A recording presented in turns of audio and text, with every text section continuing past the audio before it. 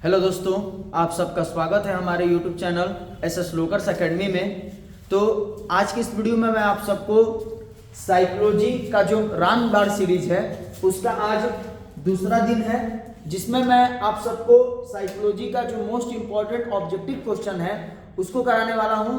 तो आप सभी लोग इस वीडियो को आखिरी तक जरूर देखिएगा और वीडियो अच्छा लगे तो अपने दोस्तों में जरूर शेयर कीजिएगा। तो मनोविज्ञान का आज दूसरा दिन है रामबाण सीरीज का, जिसमें हम लोग पहला नंबर प्रश्न देखेंगे आज का। कहा जा रहा है कि व्यक्तित्व का कारक विश्लेषण सिद्धांत का प्रतिपादक कौन है। व्यक्तित्व का कारक विश्लेषण सिद्धांत का प्रतिपादक कौन है? अगर ऐसा प्रश्न आए एग्जाम में तो इसका उत्तर हो जाएगा हमारा कैटल। कैटल जो व्यक्तित्व के कारक विश्लेषण सिद्धांत के प्रतिपादक है। तो पहला नंबर प्रश्न का सही उत्तर ऑप्शन नंबर सी हो जाएगा, ठीक ना। इसी तरह आगे बढ़ेंगे हम लोग दूसरे नंबर प्रश्न की ओर, जिसमें कहा जा रहा है कि समूह ध्रुवीकरण के संप्रत्यय का प्रतिपादन किसके द्वारा किया गया है। समूह ध्रुवीकरण के संप्रत्यय का प्रतिपादन किसके द्वारा किया गया है? तो इसका उत्तर हो जाएगा इनमें से कोई नहीं, यानी ये जो तीन ऑप्शन दिया गया है इनके द्वारा जो समूह ध्रुवीकरण संप्रत्यय का प्रतिपादन नहीं किया गया है। तो ऑप्शन नंबर डी जो है इस प्रश्न का वो सही उत्तर हो जाएगा, ठीक ना। इसके बाद आगे देखेंगे अगला क्वेश्चन को हम लोग, जिसमें कहा जा रहा है कि किसने व्यक्तित्व को पूर्ण रूप से कार्यशील व्यक्ति माना है। किसने व्यक्ति को पूर्ण रूप से कार्यशील व्यक्ति माना है? जिसमें पहला नंबर ऑप्शन है कार्ल रोजर्स, दूसरा नंबर ऑप्शन है मास्लो, तीसरा नंबर ऑप्शन है कार्ल यूंग और चौथा नंबर ऑप्शन है एरिक फॉर्म। तो इसका अगर सही उत्तर की बात करेंगे तो ऑप्शन नंबर ए जो है कार्ल रोजर्स तीसरा नंबर प्रश्न का सही उत्तर हो जाएगा कि इन्होंने जो है व्यक्तित्व को पूर्ण रूप से कार्यशील व्यक्ति माना है, ठीक। इसके बाद हम लोग चौथा नंबर प्रश्न को देखेंगे, जिसमें कहा जा रहा है कि उच्चतम संगठित समूह कौन सा है। उच्चतम संगठित समूह कौन सा है? तो उच्चतम संगठित समूह कौन सा होगा? तो वो परिवार होगा हमारा, ठीक ना। चौथा नंबर प्रश्न का सही उत्तर ऑप्शन नंबर बी हो जाएगा। इसके बाद पांचवा नंबर प्रश्न की ओर बढ़ेंगे, जिसमें कहा जा रहा है कि आक्रमण का मूल प्रवृत्ति सिद्धांत किसने प्रतिपादित किया है। आक्रमण का मूल प्रवृत्ति सिद्धांत किसने प्रतिपादित किया है? तो इसका सही उत्तर हो जाएगा हमारा किसने किया है आक्रमण का मूल प्रवृत्ति सिद्धांत? तो फ्रायड ने किया है, ठीक ना। फ्रायड जो है इस प्रश्न का सही उत्तर होगा। तो ऑप्शन नंबर बी पांचवा नंबर का सही उत्तर हो जाएगा।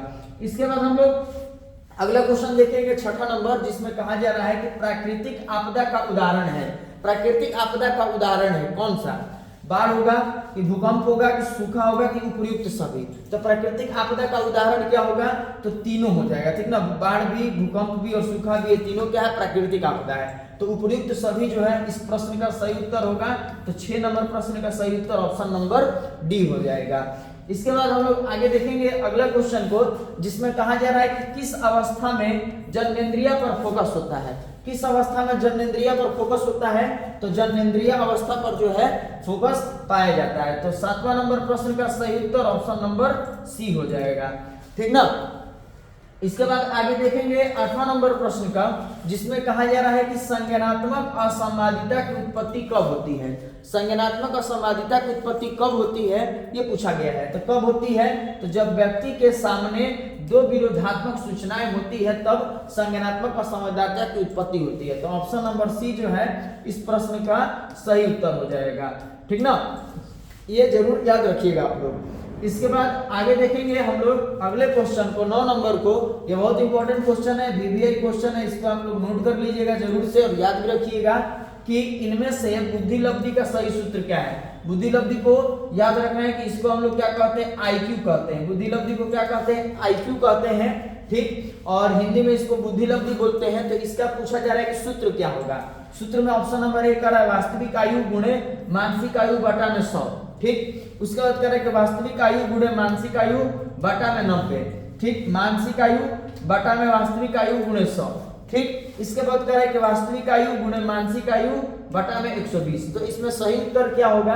अगर हम बात करेंगे आईक्यू का सही सूत्र का, यानी बुद्धि लब्धि का सही सूत्र का, तो इसका सही सूत्र होता है एमए बटा सीए। एमए बटा सीए गुणे 100। कल के क्लास में मैंने बताया था कि एमए बटा सीए में मतलब एमए मतलब होता है मानसिक आयु और सीए मतलब होता है वास्तविक आयु, यानी एमओ को मेंटल एज बोलते हैं और सीए को क्रोनोलॉजिकल एज बोलते हैं और गुणे 100। तो यहाँ पे हम देखेंगे अगर सही उत्तर की बात करेंगे तो ऑप्शन नंबर सी जो है इस 9 नंबर प्रश्न का सही उत्तर होगा मानसिक आयु बटा में वास्तविक आयु और गुणे 100। ठीक, इस प्रश्न का सही उत्तर हो जाएगा। तो ऑप्शन नंबर सी जो है इस 9 नंबर प्रश्न का सही उत्तर होगा। ठीक ना। इसके बाद आगे देखेंगे हम लोग अगले क्वेश्चन को, जिसमें कहा जा रहा है कि एनोरेक्सिया नर्वोसा एक ऐसा विकार है जिसमें रोगी को, एनोरेक्सिया नर्वोसा एक ऐसा विकार है जिसमें रोगी को क्या होती है, भूख अधिक लगता है कि भूख कम लगता है, कि प्यास अधिक लगता है या प्यास कम लगता है। तो एनोरेक्सिया नर्वोसा की विशिष्टता में एक रोगी को क्या होता है कि भूख कम लगती है। ठीक ना। तो ऑप्शन नंबर बी जो है इस 10 नंबर प्रश्न का वो सही हो जाएगा उत्तर। इसके बाद आगे देखेंगे 11 नंबर प्रश्न को, जिसमें कहा जा रहा है कि निम्नांकित में कौन आत्मनियंत्रण की प्रवृत्ति नहीं है। निम्नांकित में कौन आत्मनियंत्रण की प्रवृत्ति नहीं है, तो कौन नहीं है, तो आत्मसम्मान जो है यह आत्मनियंत्रण की प्रवृत्ति नहीं है। ठीक, तो ऑप्शन नंबर बी जो है इस 11 नंबर प्रश्न का सही उत्तर हो जाएगा। इसके बाद 12 नंबर प्रश्न को देखेंगे हम लोग, जिसमें बताया गया है कि MMPI ऐसे भी इंग्लिश में लिख के दे देगा, MMPI आविष्कारिका किसने विकसित किया। ये प्रश्न पूछा जा रहा है, इंपॉर्टेंट क्वेश्चन है, इसको भी आप लोग VVI जरूर कर लीजिएगा कि MMPI आविष्कारिका में कितने कथन है, या मतलब इसके विकसित किसने किया, तो किसने किया, तो हाथवे तथा मैकिलने ने। ठीक ना। तो ये याद रखिएगा, इंपॉर्टेंट क्वेश्चन है। तो बी नंबर ऑप्शन इस प्रश्न का ये सही उत्तर हो जाएगा।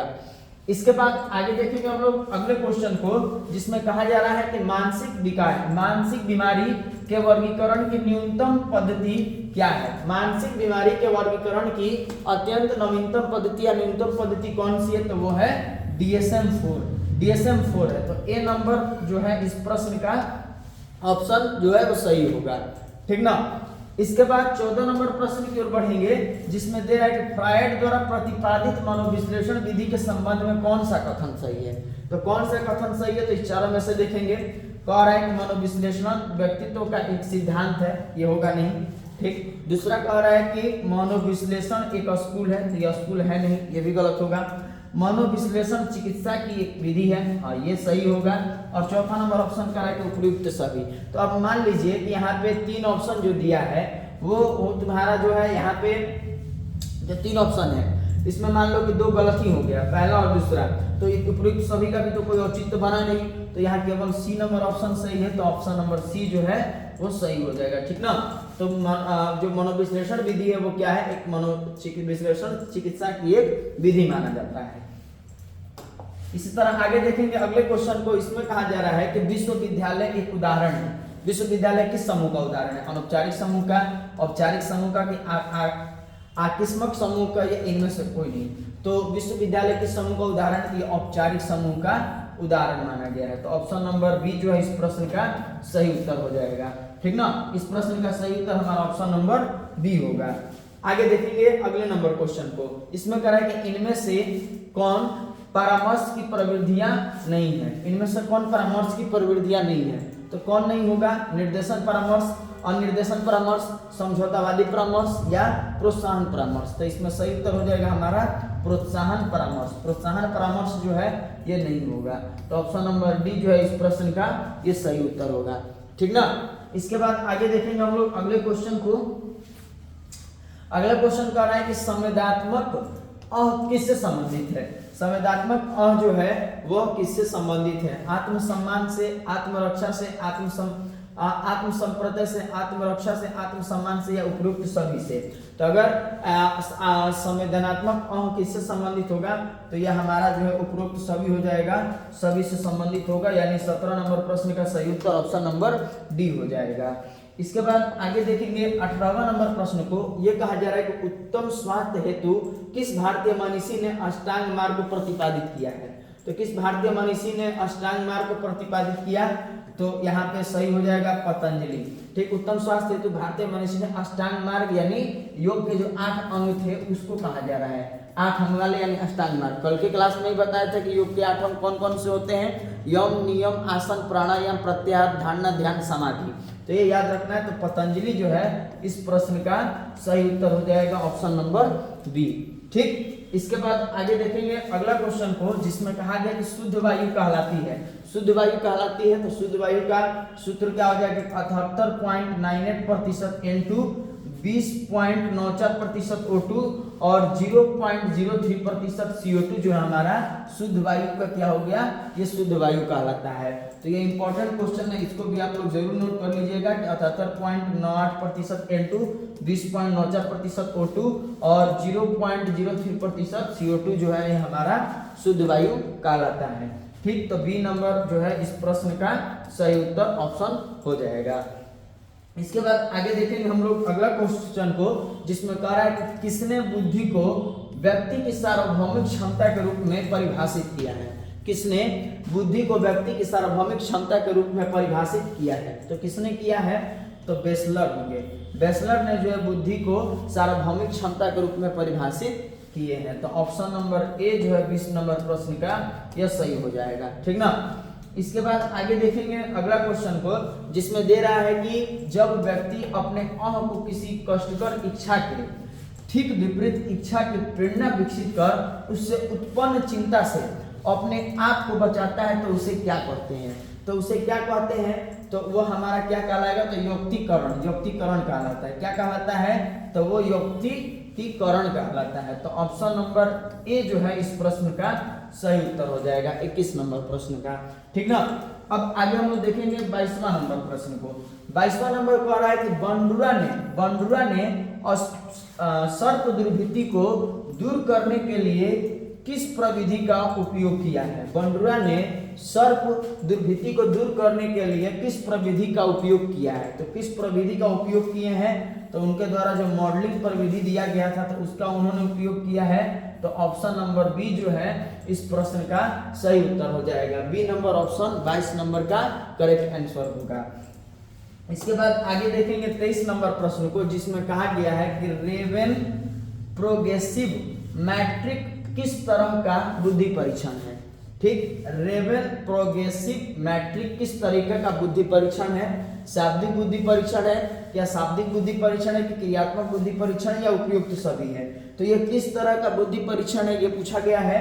तो ये किस तरीके का बुद्धि परीक्षण है, तो ये अशाब्दिक बुद्धि परीक्षण है। ठीक ना, अशाब्दिक बुद्धि परीक्षण है। तो 23 नंबर प्रश्न का भी सही उत्तर ऑप्शन नंबर बी हो जाएगा। ठीक, इसके बाद आगे देखेंगे 24वां नंबर प्रश्न को, जिसमें कहा जा रहा है कि व्यक्तित्व की नैतिक शाखा मानी जाती है। व्यक्तित्व की नैतिक शाखा जो है मानी जाती है कौन सा, इदम जिसको हम लोग आईडी से सूचित करते हैं, कल के क्लास में बताया था। अहम जिसको हम लोग ईगो से सूचित करते हैं, और पराहम जिसको सुपर ईगो कहते हैं, सुपर ईगो। तो ये क्या हो जाएगा यहाँ पे, तो नैतिक यानी कि नैतिकता से सही गलत का ज्ञान, तो पराहम होगा। तो ऑप्शन नंबर सी जो है हमारा ये सही आंसर हो जाएगा। ठीक ना, ऑप्शन नंबर 24 नंबर प्रश्न का सही उत्तर सी होगा। इसके बाद हम लोग 25वां नंबर प्रश्न को देखेंगे, जिसमें कह रहा है कि टाइप ए प्रकार के व्यक्तित्व में इनमें से कौन सी विशेषता पाई जाती है। तो टाइप ए प्रकार के व्यक्तित्व में इनमें से कौन सी विशेषता पाई जाती है ये पूछा जा रहा है। तो प्रतियोगी भावना पहला नंबर ऑप्शन है, दूसरा नंबर ऑप्शन है आक्रामकता, तीसरा नंबर ऑप्शन है बेसब्री, और चौथा नंबर ऑप्शन है इनमें से सभी। तो यहाँ पे सही उत्तर की अगर हम लोग बात करेंगे तो क्या हो जाएगा, तो इनमें से सभी होगा। तो 25 नंबर प्रश्न का सही उत्तर हमारा ऑप्शन नंबर डी हो जाएगा। ठीक, 25 नंबर प्रश्न का सही उत्तर ऑप्शन नंबर डी होगा। इसके बाद आगे देखेंगे हम लोग 26 नंबर प्रश्न को, जिसमें दे रहा है कि आक्रामकता को किसने इस रूप में परिभाषित किया है। मतलब एक परिभाषा दे दिया आक्रामकता का, और कहा जा रहा है कि बताइए कि इन सब वैज्ञानिकों में से किसने आक्रामकता को सही रूप में परिभाषित किया है। तो आक्रामकता का परिभाषा क्या है कि आक्रमण से तात्पर्य दूसरों के प्रति किए गए सभी प्राय क्षति से होता है। ठीक, तो यहाँ पे सभी प्राय या अभिप्राय होगा। मतलब यहाँ पे कहा जा रहा है कि आक्रमण से तात्पर्य दूसरों के प्रति किए गए अभिप्राय क्षति से होती है। ये जो है एक मतलब दे दिया गया है परिभाषा, और कहा जा रहा है कि आक्रमण का यहाँ पे बताइए कि परिभाषा किसने दिया, आक्रमण या आक्रामकता का। तो किसने दिया, हिलगार्ड ने दिया, फ्रायड ने दिया, कि बारकोविट्ज ने दिया, या इनमें से कोई नहीं। किसने दिया, तो याद रखना है कि बारकोविट्ज ने जो है इस आक्रामकता के परिभाषा को दिया है। तो ऑप्शन नंबर सी जो है इस प्रश्न का सही उत्तर हो जाएगा। इसके बाद आगे देखेंगे हम लोग 27वां नंबर प्रश्न को, जिसमें कहा जा रहा है कि इनमें से कौन समानुभूति की विशेषता है। इनमें से कौन समानुभूति की विशेषता नहीं है, नहीं है पूछा गया है। तो पहला नंबर का है समानुभूति आधारित सहज संबंध, समानुभूति आधारित सहज संबंध। दूसरा नंबर का है संवाद में एकरूपता। तीसरा नंबर का है लाभार्थी के मानसिक जगत को लगभग पूरी तरह से और समझ पाने का अनुभव। और चौथा नंबर का है सहानुभूति। तो अगर हमारा 27वां नंबर प्रश्न की सही उत्तर की बात करेंगे तो क्या हो जाएगा, हमारा सहानुभूति जो है 27 नंबर प्रश्न का सही उत्तर हो जाएगा। तो ऑप्शन नंबर डी जो है इस प्रश्न का वो सही आंसर होगा, ठीक ना। इसके बाद आगे बढ़ेंगे 28 नंबर प्रश्न की ओर, जिसमें दे रहा है कि मनोवृत्ति परिवर्तन के द्विस्तरीय संपर्क को किसने प्रस्तुत किया। मनोवृत्ति परिवर्तन के द्विस्तरीय संपर्क को किसने प्रस्तुत किया, ये पूछा जा रहा है हमसे 28 नंबर प्रश्न में। तो द्विस्तरीय संपर्क का प्रतिपादन किसने किया, तो एमएस मोहसिन ने किया था, ठीक है। तो 28 नंबर प्रश्न का सही उत्तर हमारा ऑप्शन नंबर डी हो जाएगा। क्लियर। इसके बाद 29 नंबर प्रश्न की ओर चलेंगे, जिसमें दे रहा है हमारा कि किसने बुद्धि का त्रिस्तरीय सिद्धांत का या त्रितत्वीय सिद्धांत का प्रतिपादन किया। बहुत इंपॉर्टेंट क्वेश्चन है ये भी, इसको भी आप लोग वीवीआई करके नोट कर लीजिएगा जरूर कि किसने बुद्धि का त्रितत्वीय सिद्धांत प्रतिपादित किया। तो त्रितत्वीय सिद्धांत किसने प्रतिपादित किया, तो स्टर्नबर्ग ने किया था। स्टर्नबर्ग ने जो है बुद्धि का त्रितत्वीय सिद्धांत प्रतिपादित किया था। तो ऑप्शन नंबर डी जो है 29 नंबर प्रश्न का यह सही आंसर हो जाएगा। इसके बाद 30वां नंबर प्रश्न की ओर चलेंगे, जिसमें दे रहा है कि अल्बर्ट एलिस ने निम्नांकित में किस चिकित्सा विधि का प्रतिपादन किया। अल्बर्ट एलिस ने निम्नांकित में किस चिकित्सा विधि का प्रतिपादन किया था। संज्ञानात्मक चिकित्सा विधि का, व्यवहार चिकित्सा विधि का, अस्तित्वात्मक चिकित्सा विधि का, या इनमें से कोई नहीं। तो अल्बर्ट एलिस ने निम्नलिखित में से किस चिकित्सा विधि का प्रतिपादन किया था, यह हमसे पूछा जा रहा है। तो किसका प्रतिपादन किया, तो संज्ञानात्मक चिकित्सा विधि का उन्होंने प्रतिपादन किया था। तो 30 नंबर प्रश्न का सही उत्तर हमारा ऑप्शन नंबर ए हो जाएगा, ठीक ना। तो ये हमारा याद रखना है। इसके बाद आगे चलेंगे 31 नंबर प्रश्न की ओर। इसमें कहा जा रहा है प्रश्न में कि 5 जून को निम्नांकित में से कौन सा दिवस मनाया जाता है। ऐसा भी प्रश्न साइकोलॉजी में पूछा जाता है। तो याद रखना है कि अगर पूछे कि 5 जून को निम्नांकित में कौन सा दिवस मनाया जाता है, तो विश्व साक्षरता दिवस ये होगा नहीं, विश्व एड्स दिवस ये होगा नहीं, विश्व पर्यावरण दिवस और विश्व मातृत्व दिवस। तो मातृत्व दिवस होगा नहीं, विश्व पर्यावरण दिवस को हम लोग 5 जून को मनाते हैं। तो विश्व पर्यावरण दिवस जो है इस 31 नंबर प्रश्न का सही उत्तर हो जाएगा। तो ऑप्शन नंबर सी जो है इस प्रश्न का सही उत्तर होगा। इसके बाद हम लोग आगे बात करेंगे 32वां नंबर प्रश्न का। इसमें कहा जा रहा है कि सामूहिक अचेतन का संप्रदाय का प्रतिपादन किसने किया। सामूहिक अचेतन का संप्रदाय का प्रतिपादन किसने किया, तो किसने किया था, तो कार्ल यूंग ने किया था, ठीक ना। सामूहिक अचेतन का संप्रदाय का प्रतिपादन किसने किया, तो कार्ल यूंग ने किया था। तो 32 नंबर प्रश्न का सही उत्तर हमारा ऑप्शन नंबर ए हो जाएगा। इसके बाद 35 नंबर प्रश्न की ओर बढ़ेंगे, जिसमें दे रहा है कि फ्रिट्ज हाइडर का संतुलन सिद्धांत में POX मॉडल में वो प्रतिनिधित्व करता है।